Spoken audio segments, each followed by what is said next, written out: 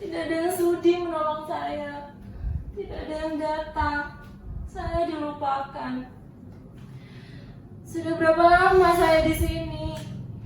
Sudah berapa lama saya disiksa macam binatang? Apa saya binatang?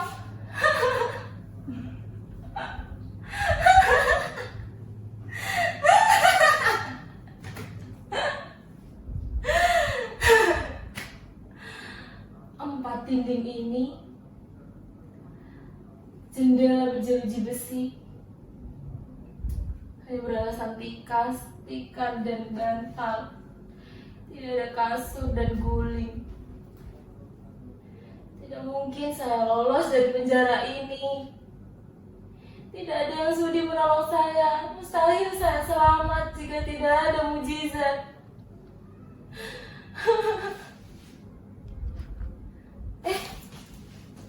Mudasir? Kamu Mudasir? Bagaimana caranya kamu masuk ke dalam kamar ini, Mudasir? Mudasir? Kenapa Mudasir?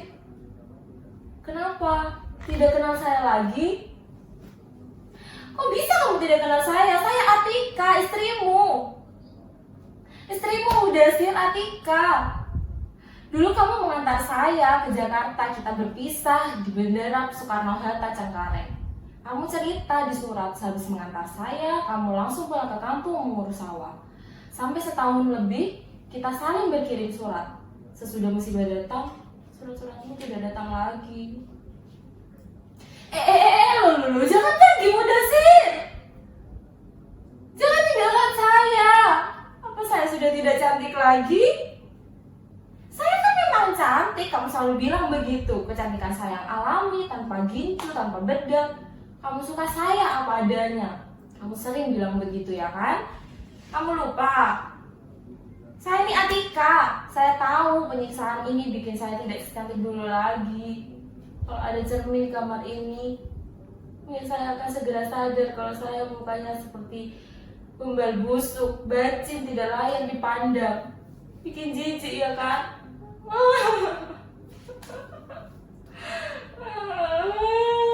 Mudasir, kamu menikahi saya bukan karena wajah saya kan? Kamu nikahi saya lahir batin. Kalau memang benar kamu di sini, tolong saya Mudasir. Keluarkan saya dari sekapan ini, lalu kita pulang kampung bersama-sama.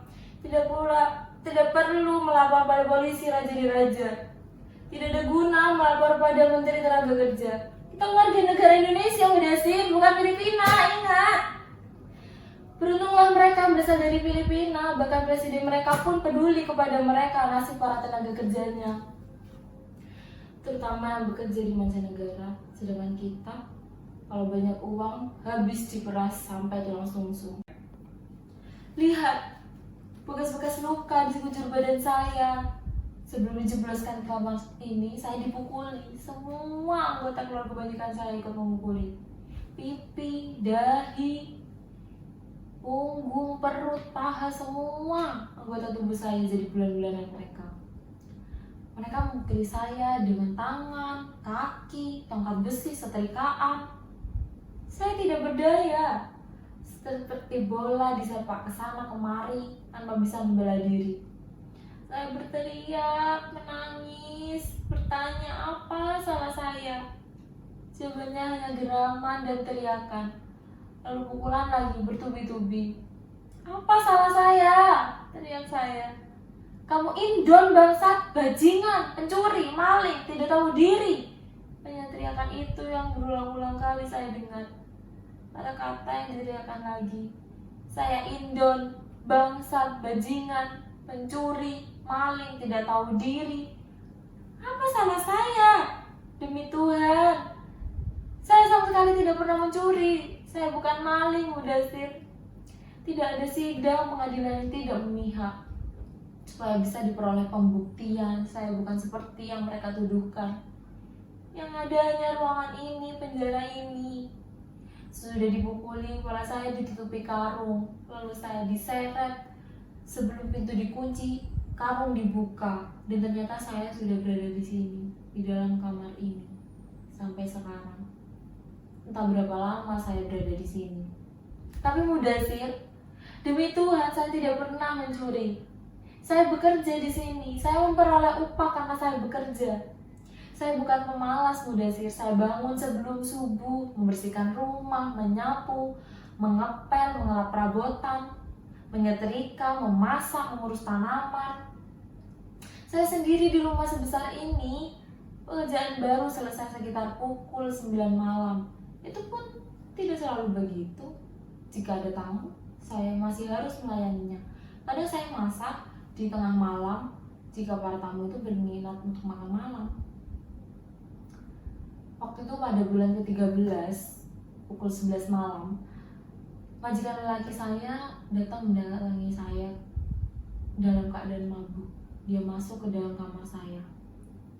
Nyonya majikan dan anak-anaknya pada saat itu pergi keluar kota. Dia tiba-tiba masuk ke kamar saya, menutup pintu, duduk di pinggir ranjang, dan menatap saya dengan diam. Buru-buru saya duduk di kepala ranjang, balas menatap dia dengan mata heran. Iya, saya tidak sempat menanya apa maksudnya masuk ke kamar saya. Tapi sebagai perempuan, naluri saya bilang, ada sesuatu yang tengah menggoda majikan saya itu. Dan saya mulai ketakutan, keringat dingin mengucur deras. Kemudian dia berbaring, dan dengan isyarat tangan menyuruh saya berbaring di sampingnya. Saya menggelengkan tangan, tubuh gemetaran. Dia melotot dan kembali memberi isyarat dengan tangan agar saya segera berbaring di sampingnya. Saya tetap menggeleng dan duduk meringkuk di sudut kepala ranjang dengan waspada. Saya bangkit. Saya pikir dia berniat menerka saya. Saya sudah siaga. Saya siap memukul jika hal itu dia lakukan. Tapi untunglah hal itu tidak terjadi. Dia bangkit, berdiri, menatap saya dengan mata menyala, lalu berjalan menuju pintu, membuka pintu, menutupnya lagi dengan keras. Duar suaranya. Terdengar langkahnya semakin menjauh. Saya menghela nafas panjang dan menangis. Saya bersyukur kepada Tuhan karena malam itu tidak terjadi apa-apa atas diri saya. Ya, saya selamat dari perkosaan majikan saya. Saya mengunci pintu dan menangis sampai subuh. Mudasir, saya baru sadar, barangkali itulah salah satunya kesalahan saya. Sepertinya itu satu-satunya kesalahan saya yang menolak hajat majikan. Itu makanya saya ditendangi, dipukuli, disiksa macam begini. Siksaan memang tidak segera saya alami. Maksud saya sampai bulan ke-15 keadaan masih berjalan normal. Tapi di bulan ke-16 majikan lelaki saya mulai mengeluh kehilangan uang. Pukulan-pukulan dan tamparan mulai saya terima. Kadang dari anak-anak lelaki mereka, kadang juga dari nyonya majikan. Saya diam saja dan tentu tidak sudi mengaku sebagai mencuri. Jelas, saya mencuri. Tidak mungkin lah. Saya rajin sembahyang. Saya selalu ingat surga dan neraka. Saya takut hukuman akhirat dan saya sangat percaya kepada hukum sebab akibat. Pada bulan ke-16, nasib masa depan saya ditentukan. Anak lelaki majikan saya mengaku kehilangan uang lagi. Begitu juga anak perempuan mereka. Lalu majikan lelaki datang dan kembali mengeluh hilang uang lagi. Kali ini jumlahnya banyak. Sayalah itu kambing hitam yang harus menanggung akibat. Iya, saya dipukuli lagi bertubi-tubi dengan setrikaan panas karena waktu itu saya sedang menyetrika. Saya berteriak kesakitan dan di hari itu pula saya dihajar, diseret, lalu disekap di kamar ini. Emang aneh, ya penyiksaan ini sungguh sangat tidak jelas konsepnya. Tapi kenyataan, penyiksaan ini memang jelas-jelas bukan impian saya. Mudasir, mengapa kamu diam saja? Saya berbicara denganmu, mengapa kamu tidak merespon? Kamu tidak percaya cerita saya? Sumpah demi Tuhan, saya masih suci, Mudasir. Tidak ada lelaki lain yang berani menyentuh kehormatan saya. Dan jika itu terjadi, saya bisa bunuh orang atau bunuh diri. Itu tekad saya. Lelaki satu-satunya bagi saya adalah kamu, Mudasir. Saya sesuci Dewi Sinta, Janganlah kamu jadi Rama yang meragukan kesucian cinta. Saya tetap setia dan sampai kapanpun akan saya pertahankan kesucian ini, meski dengan resiko berkorban nyawa. Percayalah kepada saya, Mudasir. Tapi terus terang, saya lelah minta tolong. Entah sudah berapa kali saya berteriak minta tolong. Entah beribu kali saya ada di sini untuk meminta tolong, dan tidak ada yang datang untuk menolong. Apakah ada yang merasa kehilangan saya? Sehari 2 hari hilang bisa dimaklumi, tapi sebulan atau lebih dari sebulan itu seharusnya sudah bisa membuat masyarakat curiga. Bisa saja dianggap telah terjadi pembunuhan.